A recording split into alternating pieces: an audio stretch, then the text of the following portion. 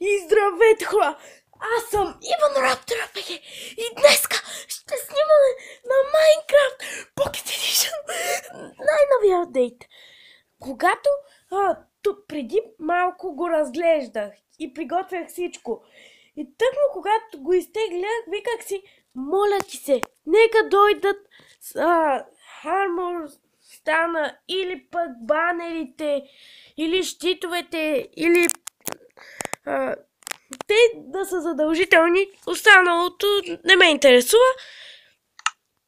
Отворих Minecraft, направих нов сервер на Survivor, т.е. на креатив обърках и излязоха неща, които даже не очаквах, че ще излязат. Направо ще се озадачите. Този епизод ще бъде доста кратък все пак, но направо откачих, станах MLG. Добре. Това не е мод, хора. Това е най-новата версия. Заедно с тези вещици от... И тук има цветни легла. Цветни легла! Мислех, когато видях за първи път цветно легло по интернет, в YouTube, смятах, че е мод, но то било снапшот. Имаме вече цветни легла! Също, и знаете, шуркър боксовете, където оставяш неща, чупваш ги и те остават. Направо е откачено, не можех да повярвам. Почнах с това, защото знаех, че като емблемата на мултиплеер мастера и е доста трудно да се нареди всичко, но вече свикнах как се прави. Ето това е почти емблемата. Погледнете всичкото това. Даже има блокове, които ми напомнят за покемони. Точно този блок, този блок ми напомня за покемона Тоникс или Токсин. Не знам, беше космически покемон с оранжево и синьо. Ама е толкова яко. Всяко нещо променя. Всеки блок, който поставите, го променя цялата картина. И също и вълните са променени, цветовете им. И погледнете. Това е от един и същи блок. Според вас, това на какво ви прилича? На мен ми прилича на извънземно от онези, които си отварят устата на 4.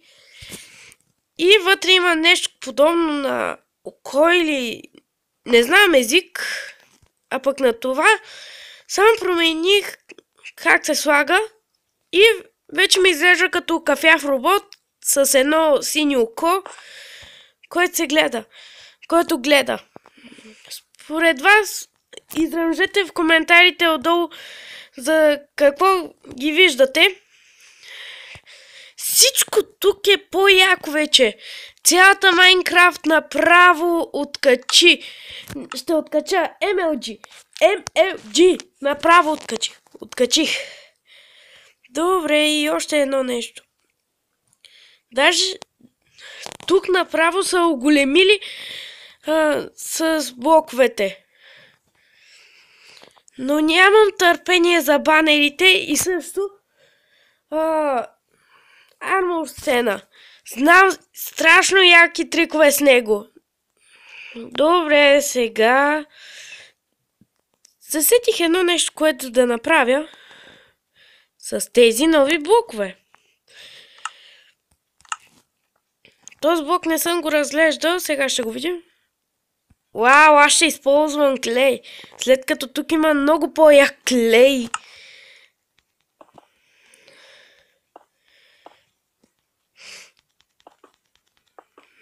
С него може да построявате нов вид. Това е изключителен напредък за Майнкрафт. Това ми изглежда като кофа суст или киселина. Дайте да видим реалната и снимка. Как ли ще изглежда. Що ме така? Супер, Детелина! Това е Детелина, хора! Виждате, всеки блок може да направи всякакви неща. Това на мен ми изглежда като метеорит или жълта щипка, но щом се подреди, става като цвете.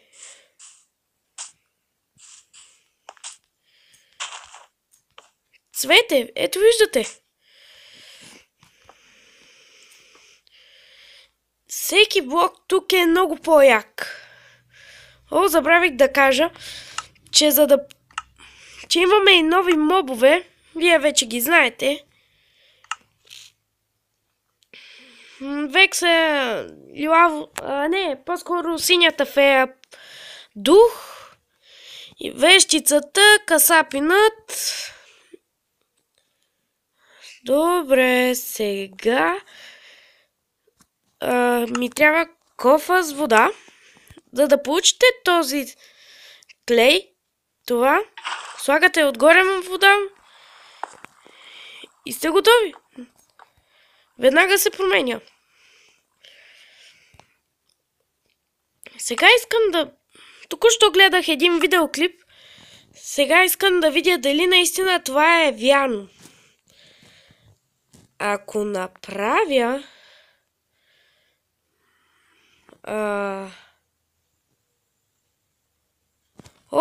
вече излезна и мапа с координатите ни. Толкова е яко.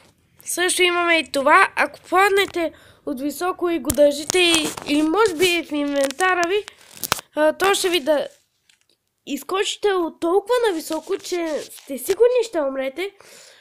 Той, като паднете, излизат фойерверки в жълто и зелено. Излиза ви пред картината, леко се разклаща и изчезва. И сте с плюс едно сърце от 10. Добре, сега... Мале, забравих какво щях да правя.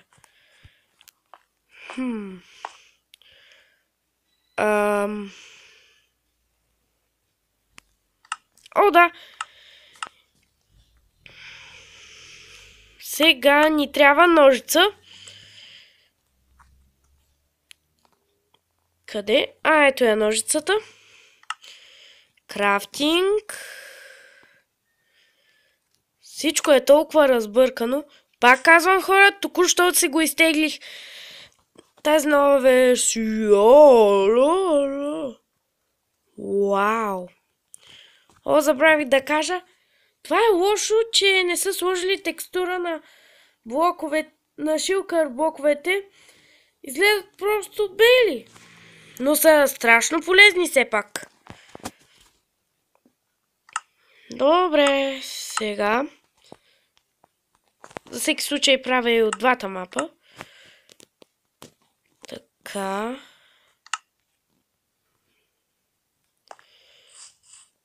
Мапа с нашите координати. Виждате тази малка стрелкичка сме ние. И мапа, който е без нашите координати. Добре, сега. Не става. Но и яко, че вече имаме това. Вече ще знаем къде сме, вместо да разбираме по нещата около нас къде сме. Бъгва. И до тук ще приключвам, хора. Ако този видеоклип ви е харесал, харесайте, споделете, абонирайте се и изразете в коментарите какво мислите и довиждане. 5 секунди още. Чао.